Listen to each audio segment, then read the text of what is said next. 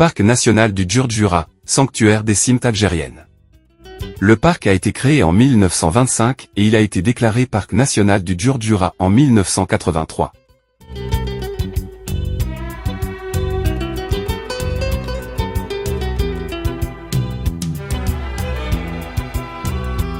Le parc est connu pour la richesse de sa faune et sa flore et s'étend sur 185 km².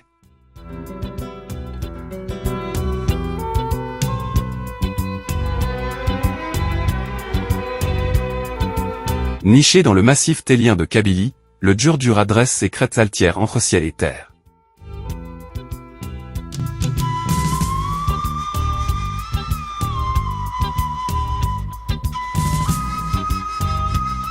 Son nom, issu de la langue berbère, évoque le plateau de la Grande Froidure, une promesse de majesté minérale où les saisons dansent avec les altitudes.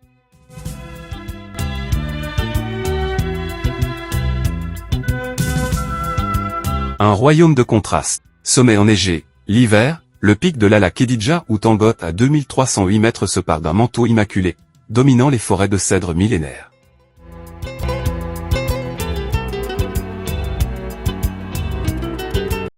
Gorge vertigineuse, les falaises de Tikejda et Talaguilef plongent vers des vallées secrètes, ciselées par l'érosion.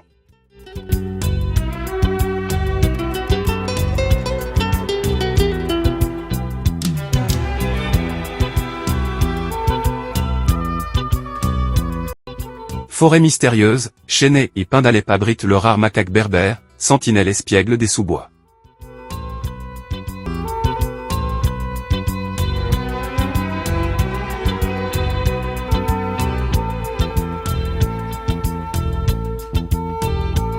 Dans ces grottes profondes telles Anou et Nifis ou gouffre du Léopard, d'une profondeur de 1170 mètres, l'un des plus profonds d'Afrique résonnent les légendes kabyles. La panthère de l'Atlas, fantôme discret des contes locaux, y rôde encore dans les mémoires, tandis que l'aigle royal plane au-dessus des prairies d'altitude.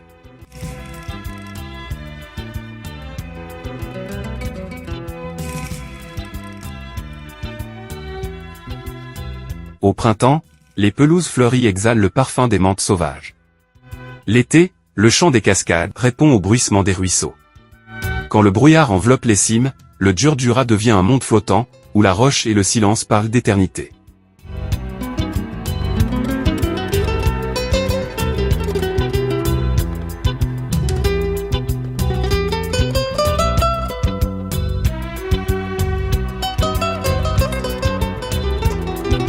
Les villages kabyles accrochés à ses flancs perpétuent des traditions séculaires. Ici, chaque sentier raconte l'histoire des hommes libres des traces romaines au refuge de la résistance anticoloniale.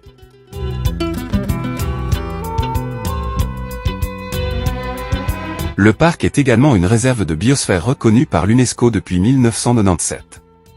Le Djurdjura n'est pas qu'une montagne, c'est l'âme pétrifiée de la Kabylie, où la nature écrit une épopée en strophes de calcaire et de lumière.